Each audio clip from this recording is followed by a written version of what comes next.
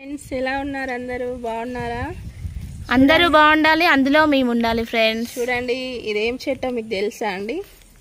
ఇది వచ్చేసి మేమైతే ఇక్కడ పంచపాండవుల చెట్టు అంటామండి.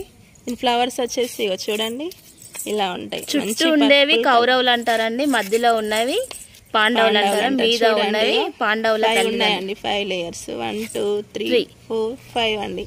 వీటిని పాండవులు అంటారండి, వీటిని కౌరవులు అంటారండి. మేమైతే వచ్చేసి దీన్ని పంచపాండవుల చెట్టు అని పిలుస్తామండి. చూడండి ఫ్లవర్స్ ఎంత బాగున్నాయో. పర్పుల్ కలర్ వచ్చేసి మధ్యలో వైట్ క్రీమ్ కలర్ వచ్చేసి చాలా బాగున్నాయి కదండి.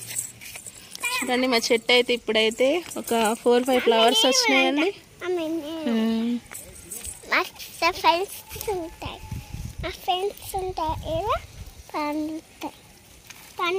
ఇక్కడ వచ్చేసి ఇంకొక ప్లాంట్ ఏంటక్క? ఇది అల్చంతకాయరా చెట్టు అంటారు, అల్చంతకాయ.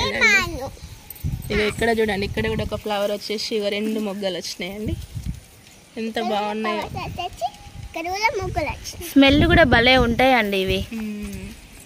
ఇంకా చిన్నపిల్లలు ఇవి గడిజరం పూలు అనేసి పెట్టుకుంటారండి, చేతిలో నెత్తిలో కూడా పెట్టేసుకుంటారు. చిన్నప్పుడు మేము కూడా వీటికి ఇట్లా థ్రెడ్ కట్టేసి ఇక్కడ పెట్టుకొని ఆడుకునే వాళ్ళం అండి.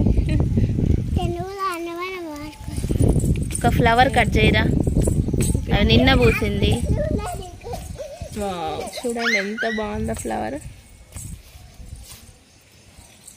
ఇట్లా గడియారం లాగా ఇట్లా పెట్టుకొని ఆడుకునేదండి చిన్నప్పుడు మేము. ఇక్కడ పైన 3 ఉన్నాయి కదా అండి, పెద్దది చిన్నది అనేసి ముళ్ళు అనేసి ఇట్లా ఆడుకునేవాళ్ళం.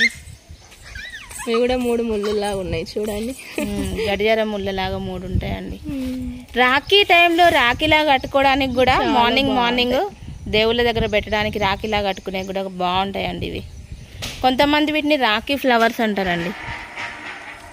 మీ దగ్గర ఏమంటారు? మీ ఊర్లో కామెంట్ చేయండి. మా ఛానల్ని ఇలాగే ఆదరించాలి. Please like, share and subscribe. Thank you friends.